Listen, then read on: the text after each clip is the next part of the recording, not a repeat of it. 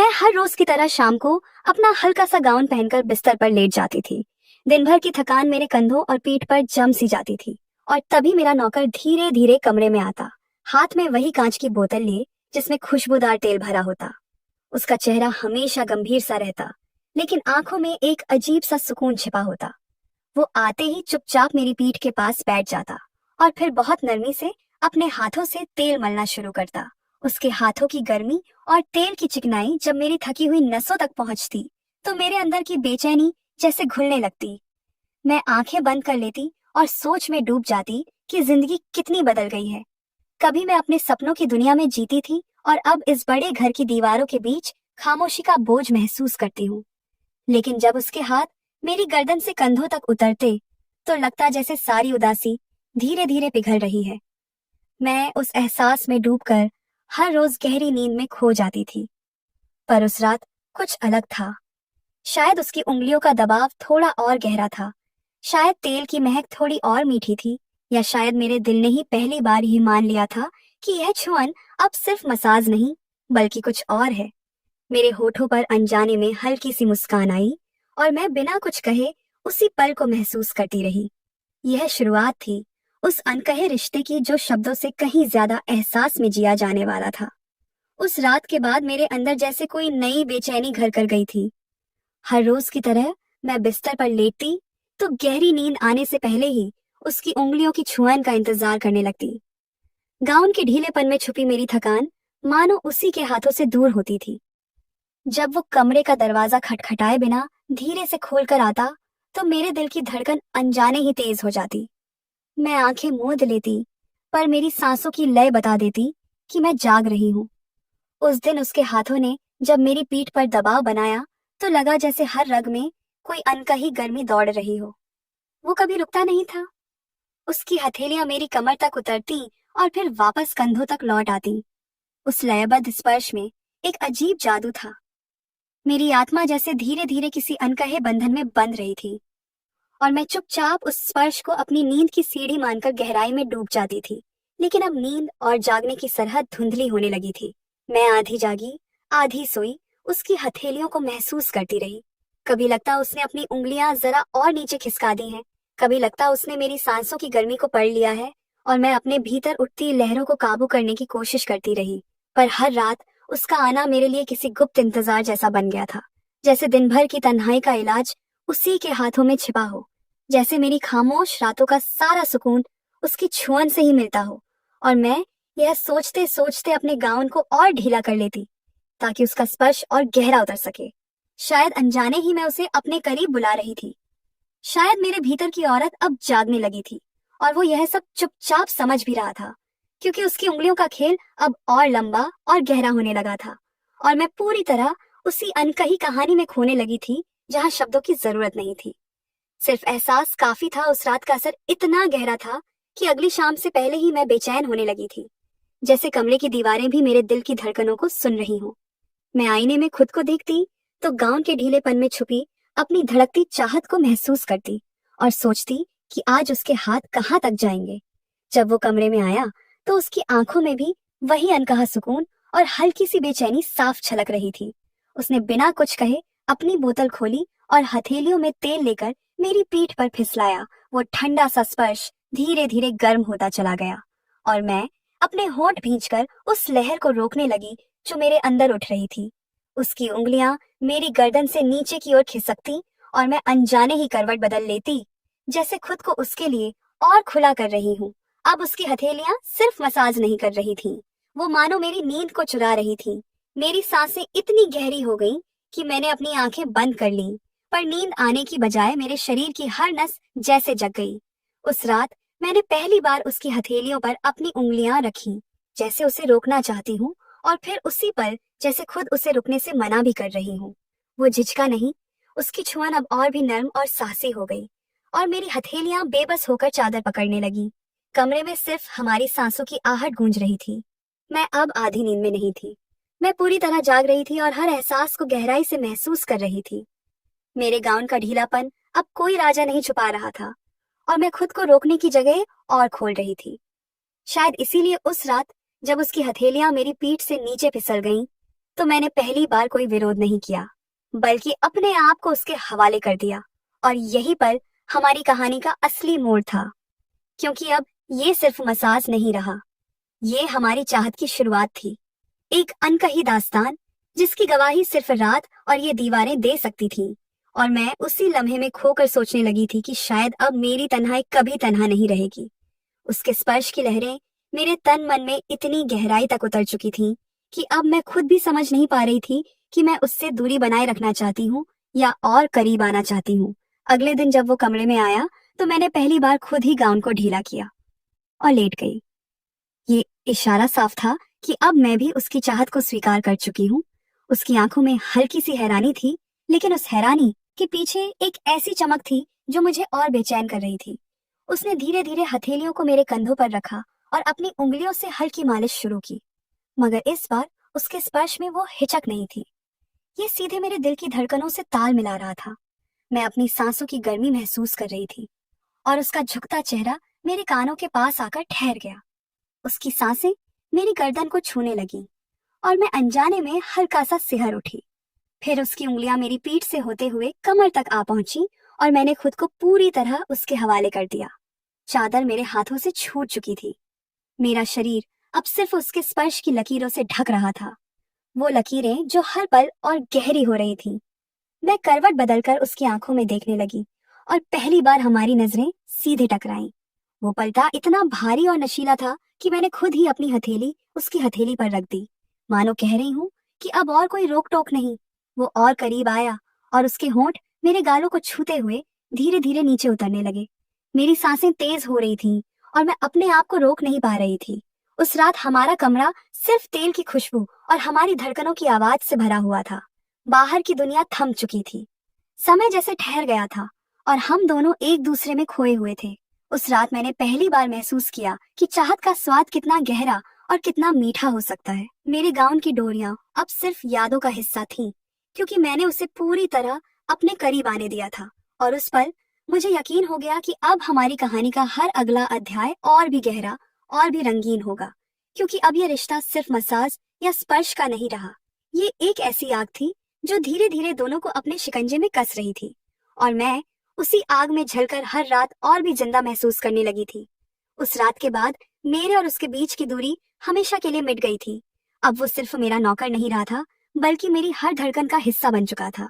हर दिन जब वो कमरे में आता तो उसकी आंखों में एक अलग ही चमक होती और मैं जान जाती कि आज फिर कुछ नया होने वाला है। मैं गाउन ढीला करती और बिस्तर पर लेट जाती, लेकिन अब मेरे चेहरे पर वो पुरानी शर्म या संकोच नहीं रहा था। उसकी उंगलियां मेरे शरीर पर उतरती तो ऐसा लगता जैसे हर नस में कोई नशा दौड़ गया हो। कभी उसकी हथेलियां मेरे कंधों को दबाती तो कभी धीरे धीरे मेरी जांघों तक उतर आती और मैं अपने आप को खो बैठती। कई बार तो मैं खुद ही उसका हाथ पकड़कर और नीचे ले जाती, मानो अब मेरे भीतर का सारा संकोच खत्म हो चुका था। उसकी सांसें मेरी गर्दन को छूती और मैं उसे और करीब खींच लेती। हमारी रातें अब सिर्फ स्पर्श या चुंबनों तक सीमित नहीं रही, वो हर सीमा पार करने लगी और मैं खुद ही उन सीमाओं को तोड़ रही थी।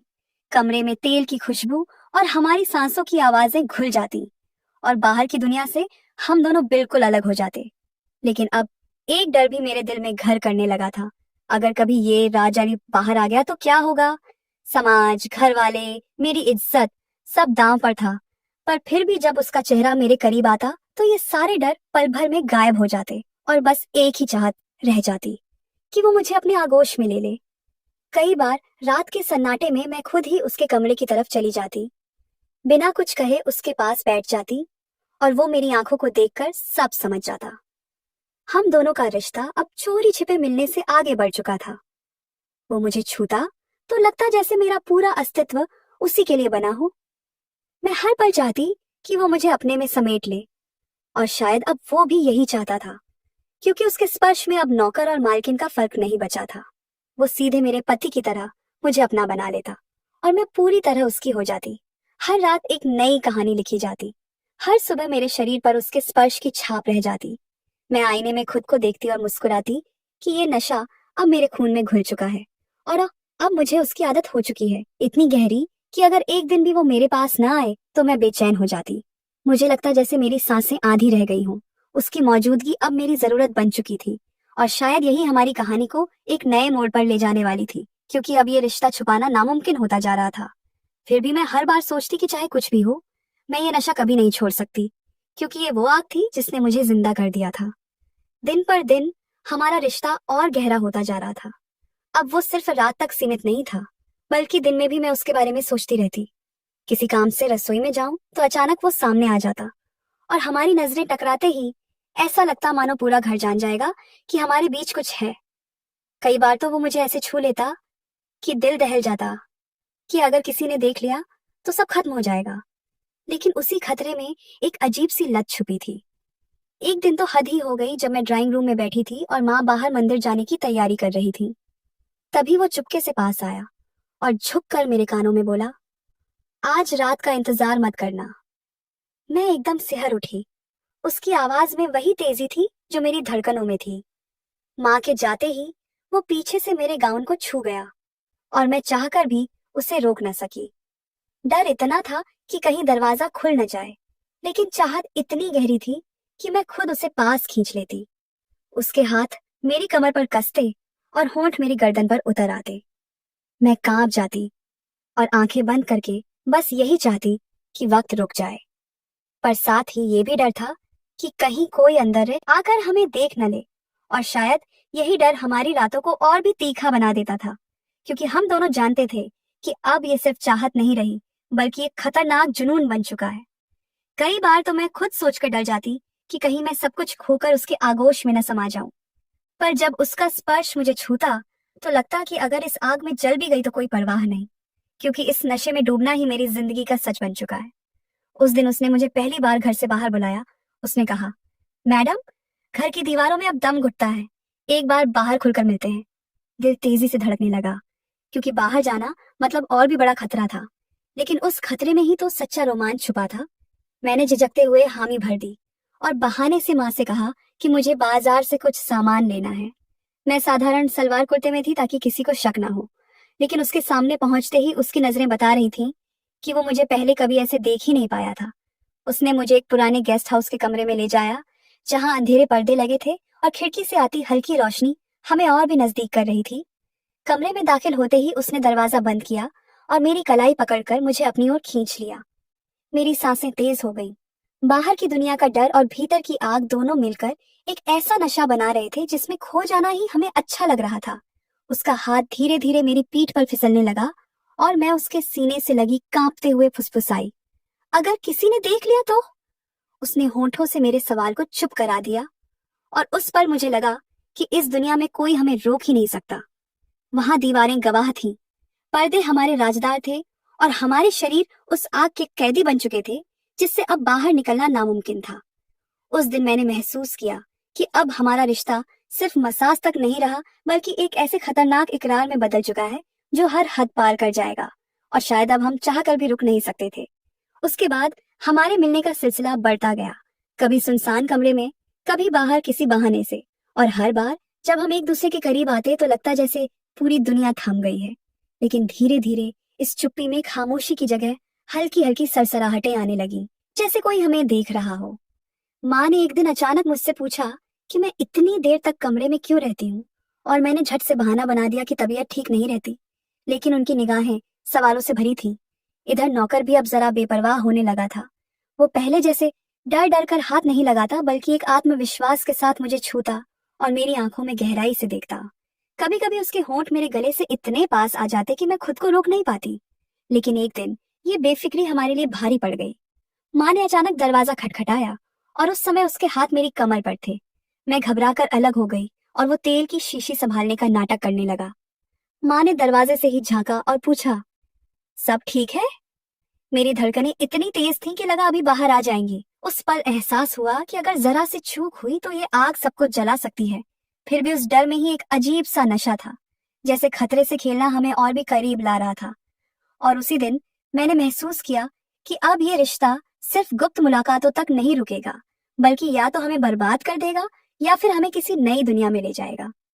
दिन गुजरते गए और हमारा रिश्ता गहराता चला गया, लेकिन जितना हम इस नशे में डूबते जा रहे थे, उतना ही हमारे आसपास की दुनिया चौकन्नी होने लगी। पड़ोस की औरतें अक्सर माँ से कहती कि आपकी बेटी तो बहुत बदल गई है, पहले ज्यादा मिलनसार थी, अब बस कमरे में रहती है। माँ इन बातों को हंसी में टाल देती, लेकिन उनकी आंखों में हल्की सी चिंता जरूर दिखाई देने लगी थी। इधर नौकरानी ने भी एक दो बार तंज कसा कि भैया तो बहुत समय निकाल लेते हैं मालिश करने का, बाकी कामों के लिए तो फुर्सत ही नहीं मिलती। उसके शब्दों में छिपी शक की झलक मेरे दिल को हिला देती, लेकिन फिर भी मैं अपने नौकर के सामने कमजोर पड़ जाती।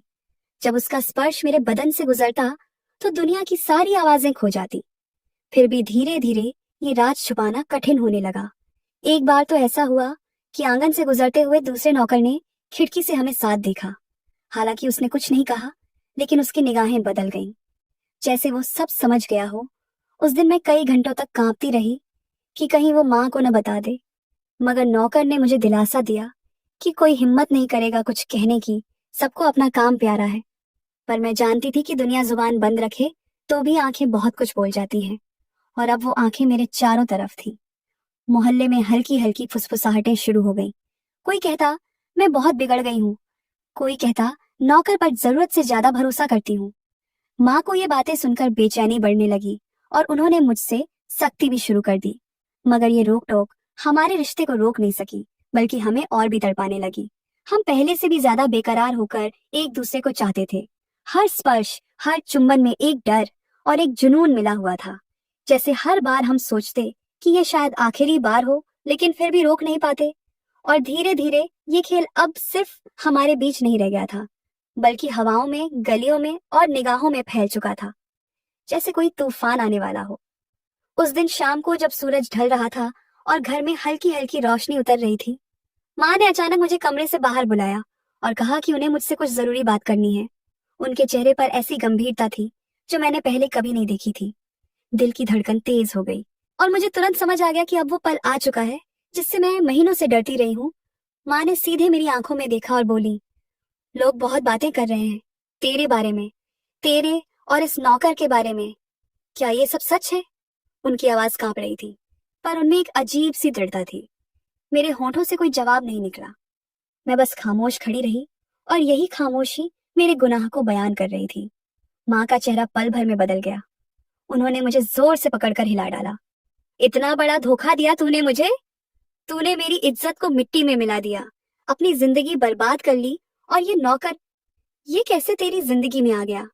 माँ के शब्द जैसे तीर बनकर मेरे दिल में चुभ रहे थे, लेकिन मेरी आंखों से आंसू रुक नहीं रहे थे। मैं टूट चुकी थी और मेरे भीतर की सारी दबी भावनाएं अचानक फूट पड़ी। मैंने रोते हुए माँ के पैरों में गिरकर कहा, माँ, मैं जानती हूँ मैंने गलत किया है, पर यह रिश्ता सिर्फ जिस्म का नहीं है। मैं उससे प्यार करने लगी हूँ। उसका स्पर्श, उसका साथ, उसकी मौजूदगी, सब मुझे अपनी ओर खींचते हैं। मैं चाहकर भी दूर नहीं रह पाती। मेरे ये शब्द सुनकर माँ और भी ज्यादा तिलमिला गई। उन्होंने तुरंत नौकर को बुलाया और उसके सामने सब कुछ उगलवा लिया। वो पहले तो झिझका, लेकिन माँ की सख्त निगाहों के सामने उसने भी कबूल कर लिया कि हाँ, ये रिश्ता सिर्फ काम काज तक सीमित नहीं रहा। हम दोनों एक दूसरे के लिए बहुत आगे बढ़ चुके हैं। माँ का चेहरा लाल हो गया। गुस्से और शर्म से उनकी आंखें जल रही थी। उन्होंने वही फैसला सुना दिया, आज से ये नौकर इस घर में नहीं रहेगा, और तू तू अब इस घर में मेरी बेटी नहीं रही अगर तूने ये रिश्ता नहीं छोड़ा तो। ये शब्द सुनकर मेरी आत्मा कांप गई। एक तरफ माँ का प्यार और इज्जत थी, और दूसरी तरफ वो आदमी था जिसके लिए मैं पागल हो चुकी थी। मेरा दिल दोनों के बीच फंस गया। कमरे में सन्नाटा छा गया। बाहर आंगन में खड़े दूसरे नौकर नौकरानियां सब कान लगाए हुए थे, और मुझे महसूस हो रहा था कि अब मेरी जिंदगी का सबसे बड़ा मोड़ आ चुका है। अब मुझे या तो माँ को चुनना होगा या अपने उस गुनाहनुमा प्यार को। उस रात के बाद घर का माहौल बिल्कुल बदल गया। माँ का अल्टीमेटम मेरे कानों में गूंजता रहा, या तो वो नौकर या फिर ये घर। दिल के दो टुकड़े हो गए थे। एक तरफ माँ थी जिनके बिना मेरी जिंदगी की कल्पना भी अधूरी थी, और दूसरी तरफ वो आदमी था जिसके बिना अब सांस लेना भी मुश्किल लगने लगा था। कई रातें मैंने बिना सोए गुजारी, आंसुओं में भीगते तकिए पर करवटें बदलती रही। पर आखिरकार मैंने एक फैसला लिया। सुबह जब सूरज उग रहा था और माँ पूजा के लिए तैयार हो रही थी, मैं उनके सामने हाथ जोड़कर खड़ी हो गई और कहा, माँ, मैंने गलती की है, पर अब मैं वही करूंगी जो आप चाहेंगी, क्योंकि मेरा अस्तित्व ही आपसे है। अगर मैंने आपकी इज्जत खो दी तो मेरा प्यार भी किसी काम का नहीं होगा। मेरी आंखों में आंसू थे, पर आवाज में दृढ़ता थी। माँ कुछ पल तक मुझे देखती रही, फिर धीरे से मेरे सिर पर हाथ रख दिया। उन्होंने कुछ नहीं कहा, बस उनका मौन ही उनके दिल का बोझ बयान कर रहा था। उसी शाम मैंने उस नौकर को बुलाकर सब साफ कर दिया। अब ये रिश्ता यहीं खत्म होता है। जो हुआ वो हमारी कमजोरी थी, लेकिन अब हमें अपनी अपनी राह पकड़नी होगी। उसकी आंखों में भी आंसू थे। वो चुपचाप चला गया और पीछे छोड़ गया अधूरी मोहब्बत की यादें। मैंने खिड़की से उसे जाते हुए देखा और मन ही मन सोचा कि शायद ये रिश्ता वक्त और हालात का धोखा था। सच्चाई ये थी कि मोहब्बत के नाम पर मैंने अपने घर, अपनी माँ और अपनी इज्जत को दांव पर लगा दिया था, और अब मुझे अपने गुनाह की सजा खुद ही झेलनी थी। सालों बाद भी जब कभी शाम की धूप कमरे में उतरती है और हल्की हल्की हवा पर्दे हिलाती है, तो मुझे उसकी याद आ जाती है। उसका स्पर्श, उसका साया, सब कुछ जैसे फिर से जीवित हो उठता है। लेकिन अब मैं जान चुकी हूँ कि हर चाहत पूरी नहीं होती। कुछ रिश्ते अधूरे रहकर ही मुकम्मल हो जाते हैं, और यही मेरी कहानी की सच्चाई है। एक अधूरी चाहत जो मुझे हमेशा याद दिलाती रहेगी कि प्यार अगर हदें पार कर दे तो सिर्फ दर्द और पछतावा छोड़ जाता है।